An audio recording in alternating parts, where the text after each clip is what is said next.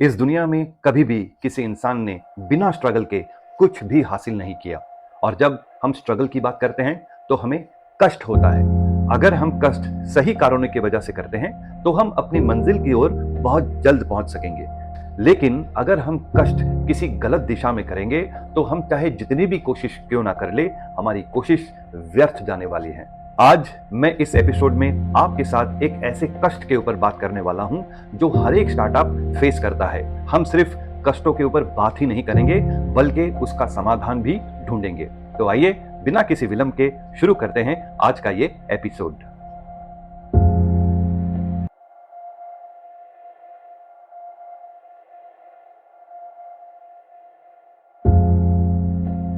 तो दोस्तों, तहे दिल से आप लोगों का फिर से स्वागत करता हूं मेरे इस YouTube चैनल पर जिसका नाम है बिजनेस स्ट्रैटेजीज बाय विजय सुखी। मैं आप लोगों का हाथ जोड़ के धन्यवाद करता हूं कि आप लोग मेरे इस YouTube चैनल को देखते हैं और अपने दोस्तों के साथ, अपने फैमिली मेंबर्स के साथ इसको शेयर करते हैं। मुझे काफी फीडबैक मिलते हैं और इस फीडबैक के कारण मैं हमेशा इम्प्रोवाइज करने की कोशिश करता हूं। जैसा आप सबको जानते हैं कि मैं एक सीरीज के ऊपर आपके साथ डिस्कशन कर रहा हूं। इस सीरीज में पहले एपिसोड में हमने उस चैलेंज के ऊपर बात की थी जो किसी भी स्टार्टअप को फेस करना पड़ता है, और वो चैलेंज थी मैन पावर। आज के एपिसोड में हम दूसरे चैलेंज के ऊपर बात करने वाले हैं, और जैसा कि आप सबको देख रहे हैं, आज हमारा जो टॉपिक है वो कष्ट के ऊपर है।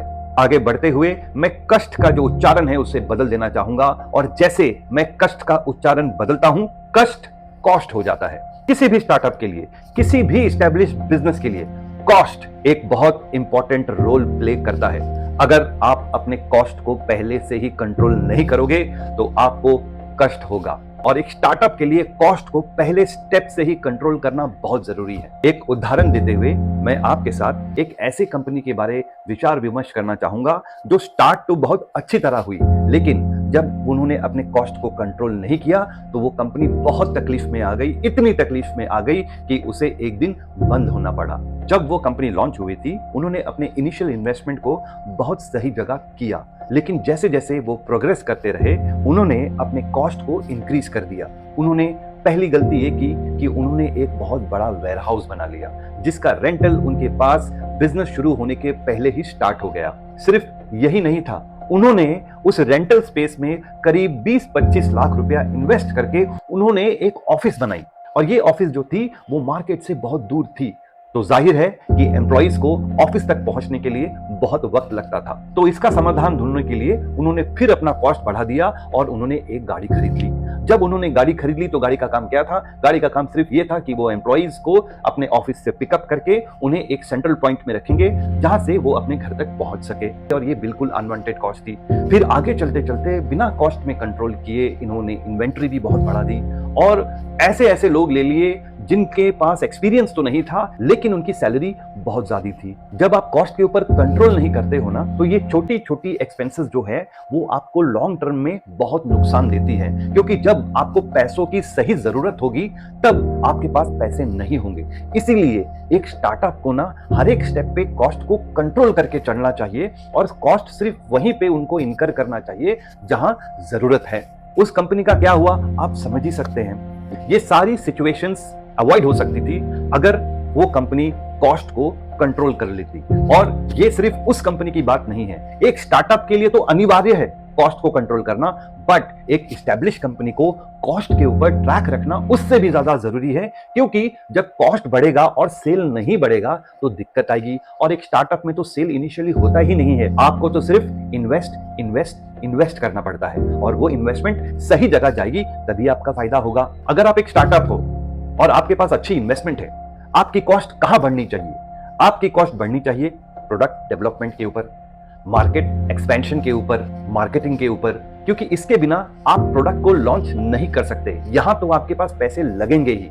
इसके साथ ये भी जरूरी है कि आपकी हायरिंग बहुत अच्छी हो। मैंने आपको इसके पहले एपिसोड में ये बताया था कि मैन पावर एक बहुत बड़ा चैलेंज होता है किसी भी स्टार्टअप के लिए। उसको डिटेल में समझने के लिए आप पिछले वाले एपिसोड को देख सकते हो।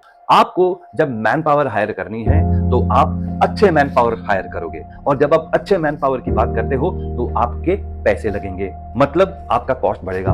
और ये कॉस्ट आप इनकर तब कर सकोगे जब आप पैसे को सेव करते हो। वो कहा जाता है ना कि money saved is money earned. इसीलिए एक स्टार्टअप के लिए कॉस्ट के ऊपर सोचना बहुत जरूरी है।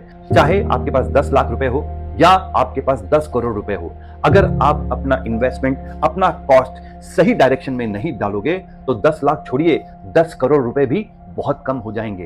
एक बात तो आप समझ लो कि अगर आप अपने ब्रांड को लॉन्च कर रहे हो तो आपकी कॉस्टिंग जो है वो बढ़ने वाली है। इसीलिए आप कदम कदम पे जब कॉस्ट को सेव करोगे, ये आपको लॉन्ग टर्म में बहुत काम देगा। और जब आपको पैसे की सही जरूरत होगी, तब वो पैसा जो आपने सेव किया है वो आपके काम में आएगा। लेकिन मैं यहां पर आपको सतर्क करना चाहूंगा और ये भी कहूंगा कि जहां पर पैसे लगते हैं वहां पे आपको स्पेंड तो करना ही होगा। मैं सिर्फ आपसे इतना दरख्वास्त करता हूं कि अच्छी तरह नेगोशिएट कर लीजिए। क्या पता जिस काम के लिए कोई आपसे 10 लाख रुपया कोट कर रहा है वो शायद 5 लाख में भी हो जाए। अगर वो 5 लाख में हो जाता है तो आपने 5 लाख रुपया सेव किया, जो आपको आगे चल के बहुत मदद करेगा। तो देखा किस तरह कॉस्ट और कष्ट दोनों एसोसिएटेड है। अगर आप कॉस्ट को सेव नहीं करोगे तो आपको कष्ट बहुत ज्यादा होगा, और अगर आप अपने कॉस्ट को सेव करके चलोगे तो आपको कष्ट कम होगा। और एज अ कंसल्टेंट हमारा फर्ज होता है कि किस तरह हम अपने क्लाइंट के कष्ट का निवार करें। जिन लोगों ने अपना ब्रांड लॉन्च कर दिया है और जो लोग अपना ब्रांड लॉन्च करना चाहते हैं, मैं आपसे दरख्वास्त करूंगा कि आप अपने पास एक एक्सपर्ट को जरूर रखिए, क्योंकि वो जानता है कि कहां पर आपको कॉस्ट को सेव करना है और कहां पे आपको पैसे को इन्वेस्ट करना है। क्योंकि जब आप राइट डिसीजन लोगे तभी आप एक राइट कंपनी बना सकते हो, जो आगे चल के दूसरों के लिए प्रेरणा बनेगी। आशा करता हूं आपको आज का एपिसोड पसंद आया होगा, और इसके साथ ही मैं आपसे अलविदा लेना चाहूंगा। Thank you very much and wish you all the best.